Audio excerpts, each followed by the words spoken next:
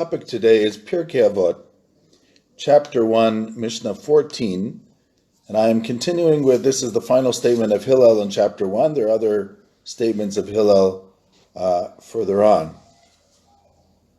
And before I mention that, I just want to mention a few last things about Hillel. Hillel is the fifth, Hillel and Shammai are the fifth of the Zugot, of the partners, who run the Sanhedrin until the beginning of the next millennia, maybe from about 20 before the Common Era till about 20 of the Common Era. It's not exactly clear the years. For quite a while. Hillel is also known as Hillel the Babylonian in one place in the Talmud, which was unusual for somebody who lives in Israel, in Palestine of the time, and in Judea. So one of the possibilities that his family was from Babylonia, but he grew up in the land. Of course, we know the story that as a young man, I mentioned this story before, he didn't have the financial ability to pay to listen to the Torah of Shmai and of Talion, and then one day they found him sitting on the roof under snow, and then he let him in for free. I mentioned that story early on. So on the one hand, he's called Hillel the Babylonian, but of course he seems to have grown up in the land of Israel. We have another tradition that sees Hillel, another Talmudic tradition that sees him as a scion of King David, meaning from the family of King David. And from this point on, the Sanhedrin, the heads of the Sanhedrin, are not, as in previous Zugot, at least some of them, priests, but are all from the family of the house of David, all the way to Rabbi Yehuda HaNasi, who is the redactor of the Mishnah. And this, of course, is because, most probably because of the Roman occupation and the loss of the Hasmonean kingdom. So since there are no kings left, and since the kings are supposed to be from the house of David, so now at least the heads of the Sanhedrin, which is the last of the three forms of political authority, or state authority, because you have the political authority, which is the king, and you have the religious authority, which is the high priest, and the judicial authority, which is the head of the Sanhedrin. So since the only one left after the destruction of the temple, of course the temple was not destroyed at this point, but there was a Roman occupation, so there were no real Jewish kings. And secondly, there were a lot of arguments, of course, with the during the time there were arguments going on with the Sadducees still in the Beit HaMikdash until its destruction. So at this point already, the heads of the Sanhedrin are from the house of David. Interestingly enough, there's a Mishnah in Chagiga that mentions all of the Zugot, all of the of these partners, these five partners, which led the Sanhedrin for 5 different terms. And the argument is whether lismoch, what does it mean lismoch? The question was, when you bring a korban, when you bring an animal for a sacrifice in the temple, you're supposed to put your hands on the animal as part of the ceremony. And the question is whether when you bring an animal like this on Yom Tov, whether you're supposed to lean on it too, what's called a smicha, put your hands on it. And it seems that this argument goes generation after generation with all of the zugot, with all of these pairs, arguing with each other for 5 times. It's very interesting. It says Yossi ben Yoezer, if you remember, he was the first of the pairs, says not to put your hands on, not to lean on it, and Yossi ben Yochanan says yes. Yoshua ben Prachia says not to, Nitar Bailey says yes. Yehuda ben Tabai says not to, Shimon ben Shetach says yes. Shmaya says yes to lean on, and Avtalion says no. Hillel and Menachem, it's interesting, it's not Shammai mentioned here by a fellow named Menachem. It says Lo nechluku, they did not have an argument, but when Menachem left and Shammai took his place, Shammai said not to. So Hillel said yes, and Shammai said not to. And then it says specifically about these 5 pairs. The first one was the Nasi, which is the president, and the second one was the head of the Beit Din. This is Chagiga chapter 2, Mishnah 2, which is very interesting the way it's recorded in such a way. So it seems that before Shammai there was a fellow by the name of Menachem. We also know that for a short period of time, before Hillel and Shammai were the pair, it says that Bnei Betera were running the Sanhedrin. Now it could be there were fill-ins, and that's why they're not mentioned in that Mishnah in Chagiga, and also not mentioned in Pirkei Avot. And it says that when it came to Bnei Betera, there was a question regarding the Sanhedrin of whether the Korban Pesach overrides Shabbat, yes or no. And they were not sure. And Hillel came along, Hillel the Babylonian as he called, and he said, and he tried to prove to them that yes, bringing the Paschal offering overrides Shabbat.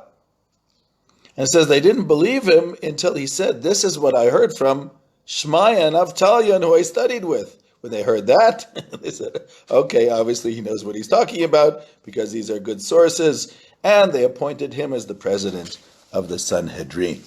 So Hillel then is seen as the great authority. And as I said, Hillel and Shammai also create the houses of Hillel and the houses of Shammai. And Hillel also becomes a real authority of halakha, because in all the arguments between the house of Hillel, of course the Talmud says there are only actually 3 arguments between Hillel and Shammai, but there are many arguments between the house of Hillel and the house of Shammai. And it says that we follow Hillel because he was more humble.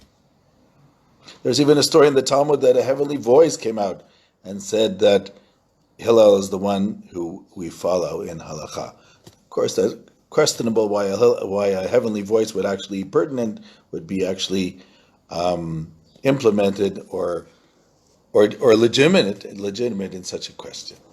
So in the final statement of Hillel, in chapter 1, I'm going to explain it first according to Rashi, then I'm going to give you 3 interpretations of this, because I find it a fascinating statement, that it looks almost like an existentialist statement within Pirkei Avot.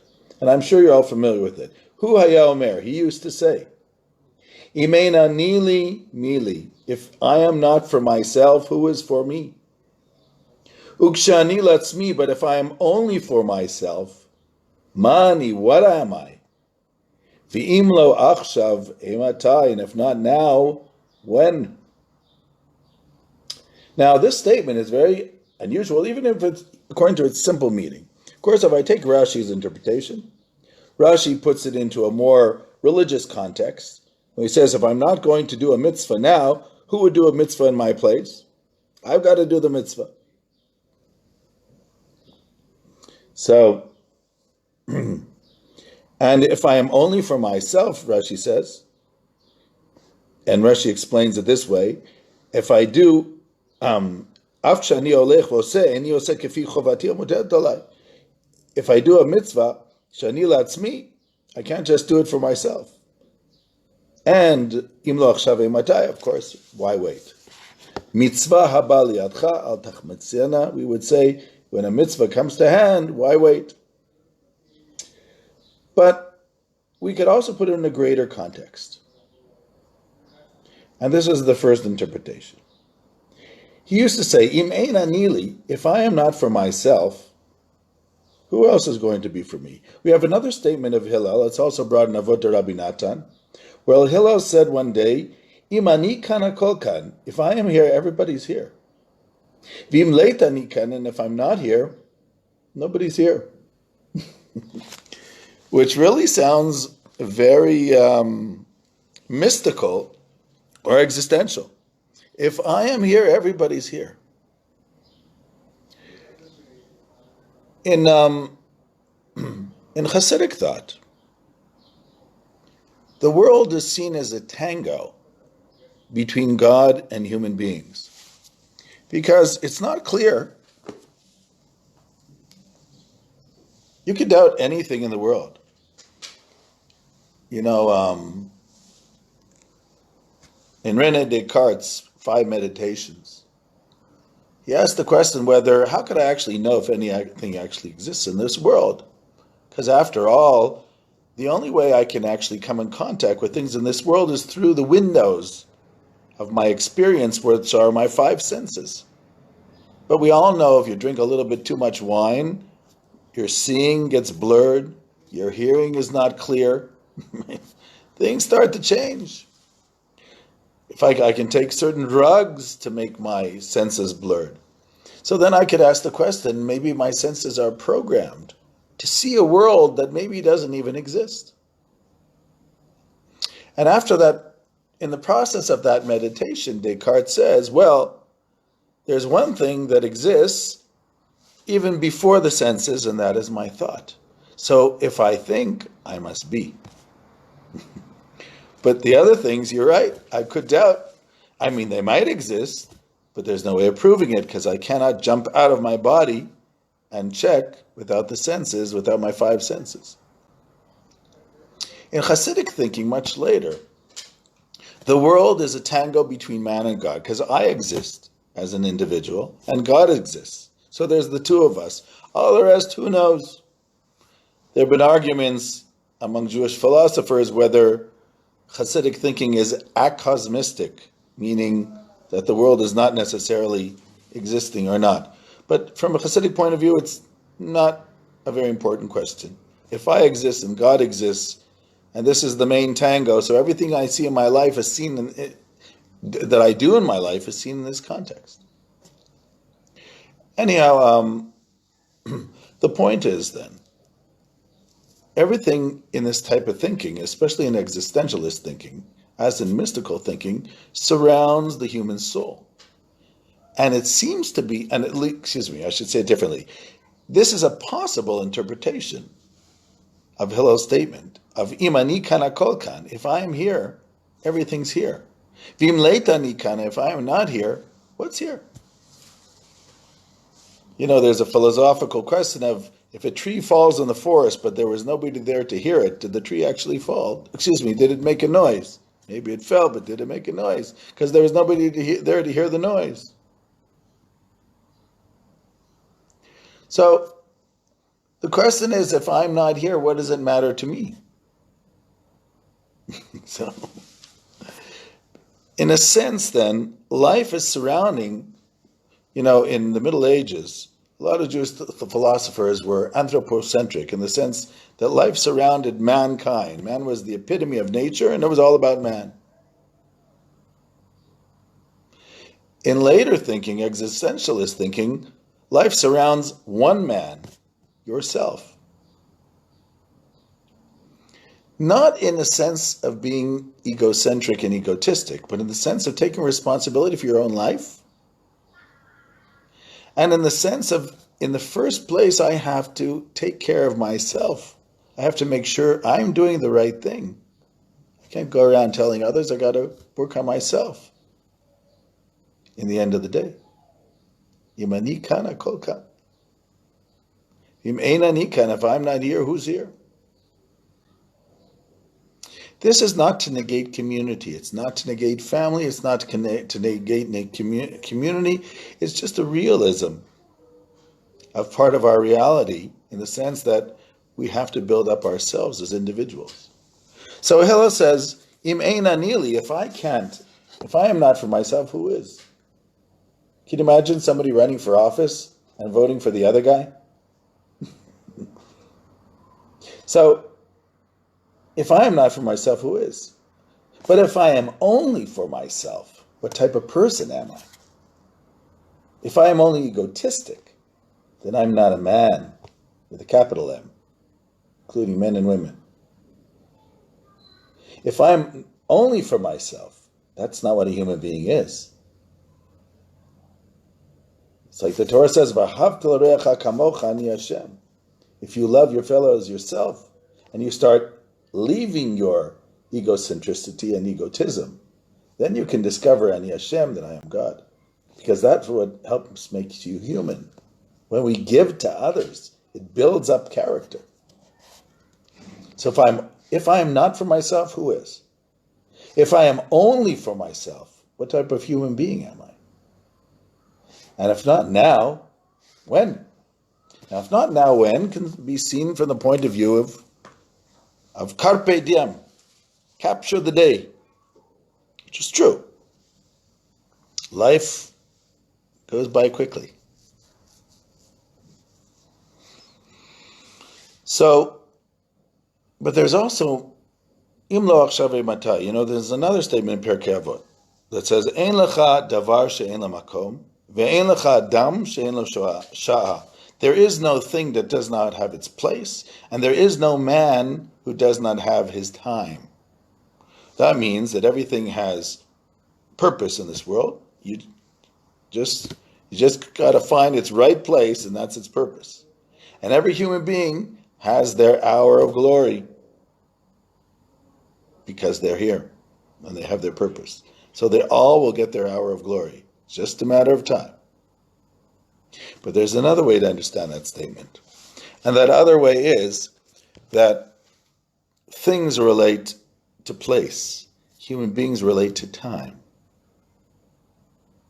Not that we're not in a place, we're in a body which is in a place.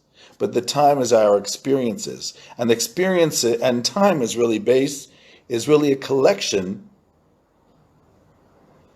of experiences of the present. Remember, the past doesn't exist. The future doesn't exist. We live in a constant present. We are like going travelers, taking the point of time called the present from one point to another point to another point. The past is the previous points of present. The future are the points of presence that will be, that I still have in my life. So life is only in the present. So im lo achshav, if it's not now, then when is it supposed to be? Because we live our lives only in the present.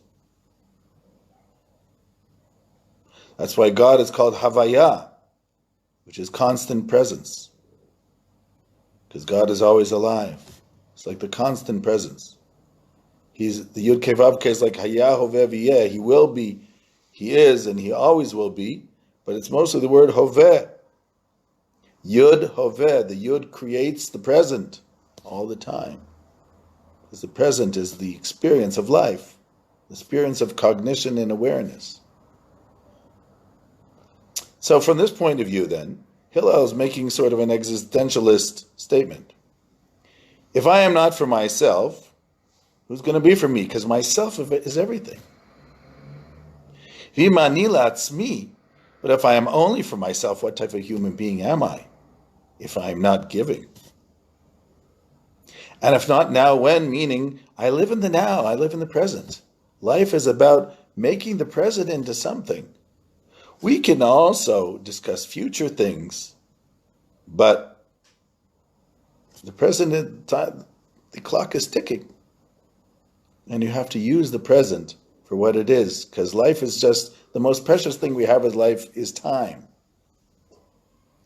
And it's the only thing you can't buy. So that's one interpretation of Hillel. I want to take Hillel's interpretation one step forward.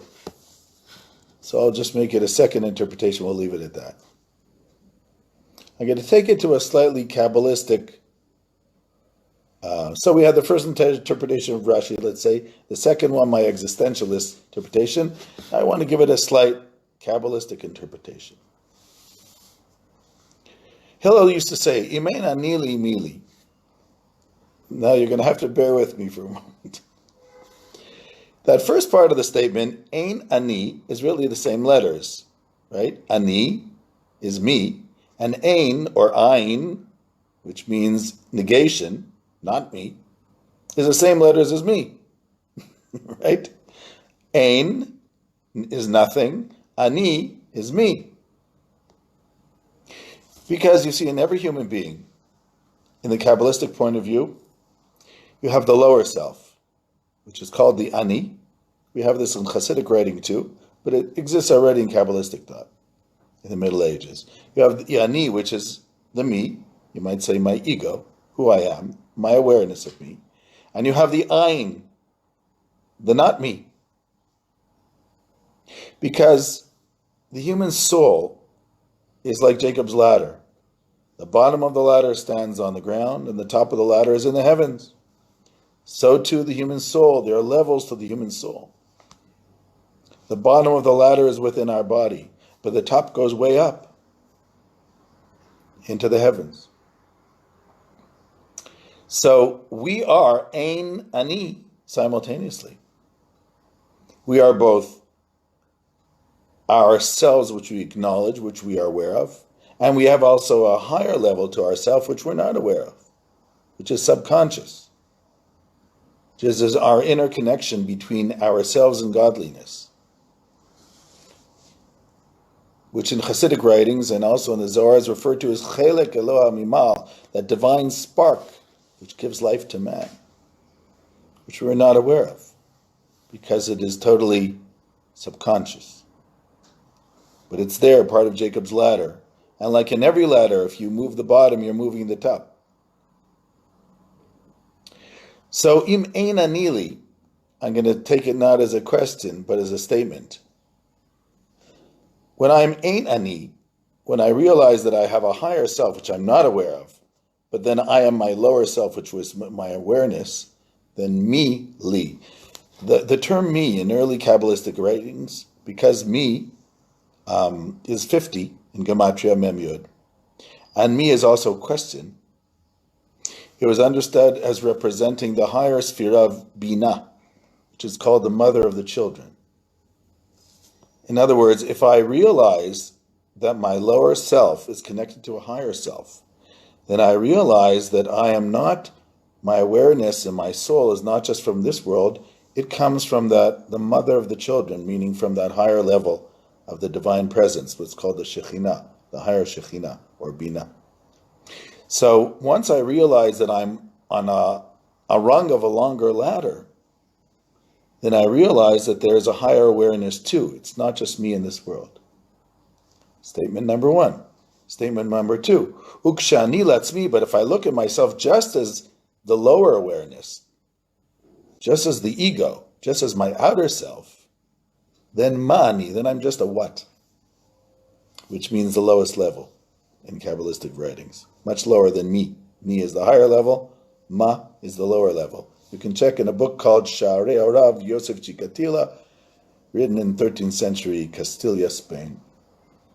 So you can check the word me and ma, the way he interprets it. So again, the first part says, Im ein anili, if I realize that I'm both ani, meaning my lower self, which I'm aware of, and ayin, my higher self, which I am not aware of, but I'm aware intellectually that I come from this higher level, then mi ani, then I actually are connecting myself with the root, which is called me. But if I'm only myself, if I disregard the fact that I have this spiritual side to me and I see myself as a soul, but only the soul within the body, the soul of my awareness of myself, then I'm just another what? Just another object within this world, which is called the level of ma. And if not now, when? And if not now, im lo achshav, imatai, which means I have to realize that life, of course, as I said before, is points of presence. But behind the points of presence, there's also lo achshav, which means within the present, there's another side to the present, which is the non-present, lo achshav, which is ematai. The word ematai is very different from the word matai. It's a rabbinic word, but you have the word emet, which is truth.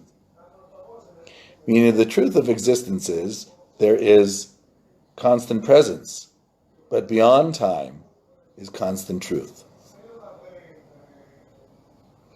I hope you were able to follow this idea of Hillel, because it says that God's chatima, God's signature, is called the signature of truth. So I give you three explanations for the idea here that Hillel tries to bring. An explanation according to Rashi that is talking about how to keep the mitzvot.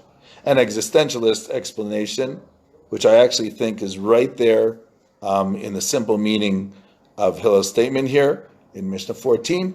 And then a more Kabbalistic way of looking at this explanation, which I think is just embellishing the existential explanation to a more spiritual way. I want to wish everybody Moadim L'Simcha.